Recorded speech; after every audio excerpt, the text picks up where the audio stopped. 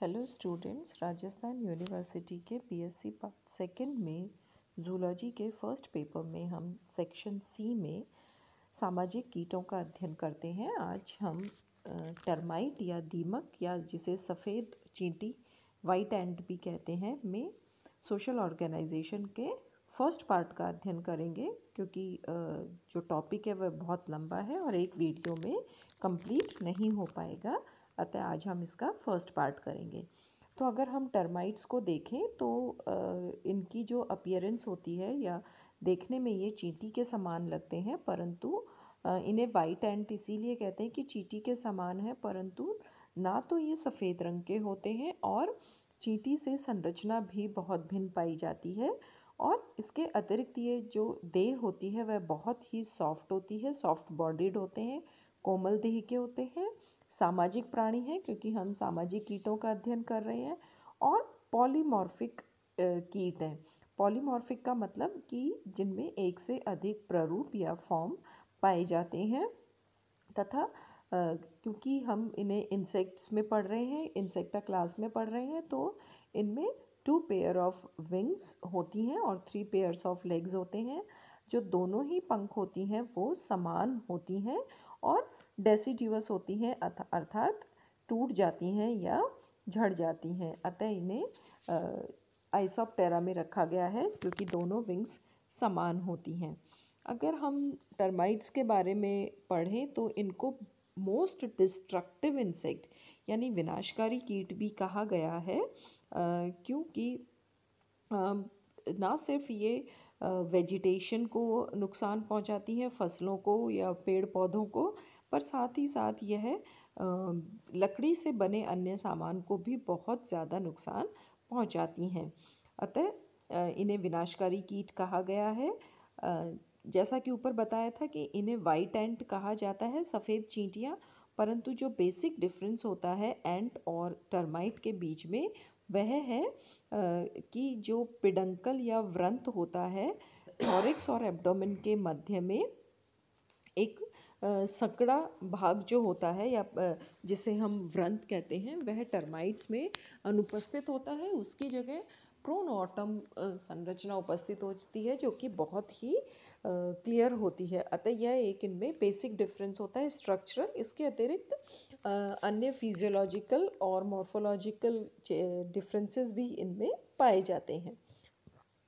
अगर हम टर्माइट्स की सिस्टमैटिक पोजीशन देखें, क्लासिफिकेशन देखें, तो उससे पहले कि पूरे विश्व में लगभग 1700 प्रजातियां टर्माइट्स की या दीमक की अभी तक जानी जा चुकी हैं, जिनके कि विभिन्न जेनेरा यहाँ पर दिए गए हैं, जैसे कि मैक्रो टर्म्स हैं, टर्मिस कहेंगे, मैस्टोटर्मिस है, ओडोंटोटर्मिस है, नॉस्टीटर्मिस है, जू टर्मोप्सिस है या एकोटर्मोप्सिस एट्सेट्रा।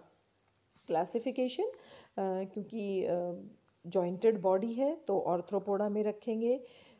माउथ पार्ट्स जो हैं उनमें कटिंग और बाइटिंग टाइप है तो मैंडिपुलेटा, और क्योंकि 2 पेयर्स ऑफ विंग्स और 3 जोड़ी पैर होते हैं तो इंसेक्टा में रखते हैं। टेरिगोटा अर्थात विंग्स की उपस्थिति होती है। एक्सोप्टेरिगेटा डिवीजन होता है उसका, बाह्य जो पंख हैं, और दोनों ही बिल्कुल समान रूप से होती हैं, समान पंख होती हैं, तो आइसोप्टेरा। और जो टाइप है वो टर्माइट्स है। अब अगर हम हैबिटाट की बात करें, आवास व्यवहार की बात करें टर्माइट्स के, तो ये मुख्यतः रात्रिचर प्राणी होते हैं जो कि भोजन के लिए सामान्यतः रात को या अंधेरे में निकलना प्रेफर करती हैं, और इन्हें नम और जो ह्यूमिड एरियाज़ होते हैं वो ज़्यादा फेवरेबल इनकी कंडीशंस होती है जहाँ पर ये अपने नेस्ट बनाते हैं। अतः इन्हें बेस्ट नेस्ट या घोंसले बनाने वाले इंसेक्ट्स भी कहा जाता है। और सिर्फ मिट्टी में घोंसले बनाने के अतिरिक्त ये पुरानी जो तने होते हैं, लॉग्स होते हैं, सड़े गले जो पेड़ के तने होते हैं या फर्नीचर होता है, वहाँ पर ये अपने नेस्ट बनाती हैं। अब वुड में जो डैमेज होता है या वुड को डाइजेस्ट करने के लिए इनमें एक सहजीवी फ्लैजिलेट पाया जाता है, सिम्बायोटिक फ्लैजिलेट पाया जाता है, जिसका नाम होता है ट्राइकोनिम्फा कैम्पेन्यूला।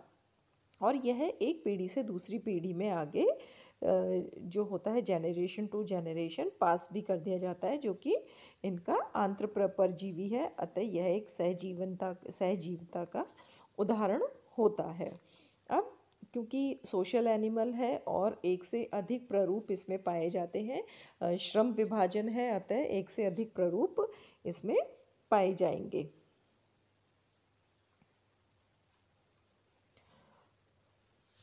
सामान्यतः जो टर्माइट्स होती हैं वो मिट्टी के अंदर या घास के जड़ों में या फिर वेजिटेशन फसलों में अपने घोंसले बनाती हैं, नेस्ट बनाती हैं। लेकिन जो ज़्यादा डिस्ट्रक्टिव विनाशकारी होती हैं, टर्मोप्सिस जो होती हैं, वो टर्मिटेरिया का निर्माण करती हैं। ऊंचे ऊंचे दीमक के जो नेस्ट होते हैं उनका निर्माण करती हैं, जिन्हें हम बाम्बी भी कहते हैं। और कुछ बाम्बियाँ तो 6 मीटर्स तक ऊंची हो जाती हैं। और इनका निर्माण ये कीचड़ वुड पल्प जो होता है, जो इन्होंने डाइजेस्ट किया हुआ होता है, और सलाइवा की मिक्सिंग के द्वारा उनका निर्माण करती हैं। और जो टर्मिटेरिया होती हैं वो बहुत कॉमन होती हैं अफ्रीका, श्रीलंका और ऑस्ट्रेलिया में। अतः जो टर्मोप्सिस होती हैं, जो कि सबसे ज़्यादा वुड ईटिंग या मानी जाती हैं कि विनाशकारी टर्माइट्स होते हैं, इनमें वर्कर्स सामान्यतः नहीं होते हैं। अगर हम एक टर्मिटेरिया का या दीमक के घोंसले का अध्ययन करें तो इस चित्र में आप देख सकते हैं कि किस प्रकार से एक कॉलोनी का निर्माण होता है, जिसमें कि अलग अलग रास्ते इसमें बनाए हुए हैं। जैसे कि यह जो टनल या रास्ता है, यह वुड के अंदर जाने के लिए, फिर ये बरो किया हुआ है अंदर, यहाँ फ्लाई करने के लिए ये कंक्रीट है, सॉइल के अंदर ये बरो, ये दूसरे चैम्बर्स की अपेक्षा बड़े चैम्बर्स बनाए जाते हैं। क्वीन के लिए एग्स हैं, वर्कर्स हैं, जहाँ पर कि जो कि रिप्रोडक्टिव एरिया है, यहाँ पर ये एग्स दिए हुए हैं छोटे छोटे, फिर उनमें से लार्वा वर्कर्स जो उनकी नर्सिंग करते हैं आदि उपस्थित होते हैं। तो एक बहुत ही वेल प्लान्ड कॉलोनी ये बनाते हैं। जब टर्मिटेरिया का निर्माण होता है तो यहाँ पर फूड स्टोर करने के लिए और अलग चैम्बर होते हैं, किंग और क्वीन के लिए रॉयल चैम्बर्स होते हैं। और साथ ही साथ जो वर्कर्स होते हैं वे इनमें सीड्स, ग्रास और अन्य पत्ती आदि का कलेक्शन करके इनके अंदर संभाल के रखते हैं, जिन्हें कि ग्रेनरीज कहा जाता है। अब अगर हम मॉर्फोलॉजी देखें, संरचना देखें टर्माइट्स की, तो इनकी जो बॉडी होती है वो क्योंकि फॉर्म्स के अलग अलग प्रारूप पाए जाते हैं, उनमें अलग अलग प्रकार की होती है। और साथ ही साथ में किस प्रकार की जो हैबिटाट है वो प्रेफर कर रहे हैं कि मिट्टी के अंदर हैं या वुड के अंदर हैं, इस आधार पर भी उनका बॉडी कलर जैसे ब्राउन, येलो, ब्लैक या पीलापन लिए हुए होता है। और अन्य इंसेक्ट्स की अपेक्षा बॉडी जो होती है वो अपेक्षाकृत कम स्क्लेराइज्ड या स्क्लेरोटिन प्रोटीन कम होता है। तो ये कोमल देह के प्राणी होते हैं। सभी ऑर्थ्रोपोडन की तरह सामान्यतः शरीर जो है, देह जो है, वो 3 भागों में बटा हुआ है, हेड, थॉरिक्स और एब्डोमेन। और हेड के ऊपर कंपाउंड आइज हैं जो कि ज़्यादा अधिक विकसित नहीं होती हैं क्योंकि ये रात्रिचर प्राणी हैं। और एंटीना उपस्थित होते हैं। माउथ पार्ट्स आपको बता ही दिया, क्योंकि मैंडिबुलेटा में है तो मैंडिबल्स होते हैं और ये काटने के और च्यूइंग के लिए बहुत ही अच्छे से विकसित होते हैं। प्रोनोटम पाया जाता है और जो विंग्स होती हैं वो समान होती हैं, जैसा इस चित्र में आप देख सकते हैं। दोनों विंग्स संरचनात्मक रूप से एक दूसरे के समान होती हैं। और 3 पेयर्स ऑफ लेग्स होते हैं जिनमें क्लॉज भी पाए जाते हैं।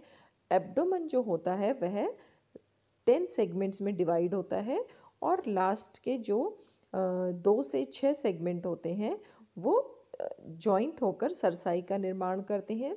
मेल और फीमेल में बहुत इजीली हम डिफरेंस कर सकते हैं, क्योंकि मेल्स में 9th सेगमेंट पे एनल स्टाइलेट्स उपस्थित होते हैं।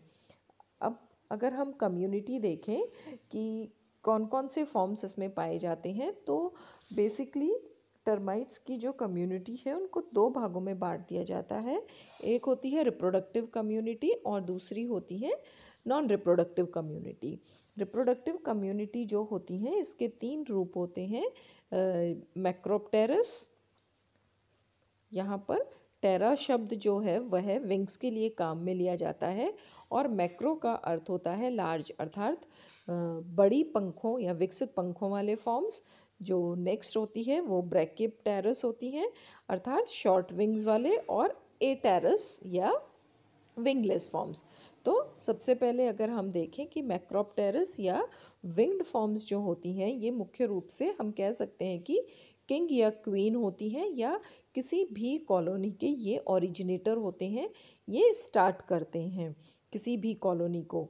और ये जो फीमेल्स होती हैं या हम कह सकते हैं कि सेक्सुअली परफेक्ट मेल और फीमेल होते हैं, जो कि किसी एक पुराने नेस्ट से उठकर जाकर नई कॉलोनी या किसी एक नए स्थान पर बहुत अधिक मात्रा में एग ले करते हैं और किसी भी कॉलोनी को वहाँ पर स्टार्ट करते हैं या इनिशिएट करते हैं।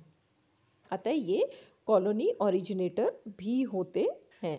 उसके बाद आती हैं ब्रैकियोप्टेरस, जो कि शॉर्ट विंग्ड फॉर्म्स होती हैं, और ये सेक्सुअली मैच्योर मेल्स और फीमेल्स हो सकती हैं, परंतु साइज़ में ये मैक्रोप्टेरस की अपेक्षाकृत छोटे होते हैं। अतः ये निम्फ के समान दिखाई देते हैं, क्योंकि जो विंग्स होती हैं वो सिर्फ कलिका रूप में या बड्स के रूप में उपस्थित होती हैं, और ये अपने जो किंग या क्वीन होते हैं उनकी अपेक्षा लेस काइटिनाइज्ड होते हैं, यानी कि अधिक कोमल होते हैं और हल्के पीले रंग के होते हैं। तथा ये सामान्यतः जो नेस्ट होता है उसके ऊपर भाग में रहते हैं, ये नेस्ट के अंदर नहीं रहते। और यदि किसी भी टर्मिट एरिया में या किसी कॉलोनी में यदि किंग और क्वीन की मृत्यु हो जाती है तो फिर ये उनको रिप्लेस कर देते हैं। इसके पश्चात आते हैं विंगलेस फॉर्म या एटेरस फॉर्म्स, जो कि रिप्रोडक्टिव फॉर्म्स हैं, और ये भी निम्फ के समान ही लगते हैं, परंतु इनमें विंग्स अनुपस्थित पाई जाती हैं, और ऑसिलाई भी एब्सेंट होते हैं, कंपाउंड आइज एब्सेंट होती हैं, और इसमें भी दोनों ही सेक्सेस होते हैं, मेल और फीमेल। और इनका जो मुख्य कार्य जो होता है वो होता है कि एगलिंग के पश्चात या फिर फर्टिलाइज जो एग्स वगैरह होते हैं, फर्टिलाइज्ड एग्स जो होते हैं उनकी देखभाल करना।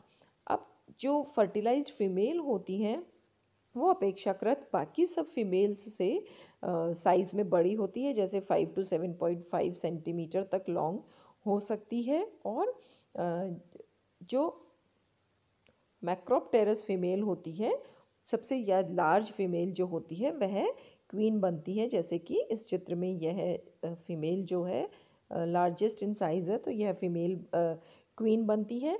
और क्वीन की जो लाइफ स्पैन होता है वह लगभग 6 से 15 साल होता है, और इस अवधि में वह मिलियंस ऑफ एग्स दे देती है। तथा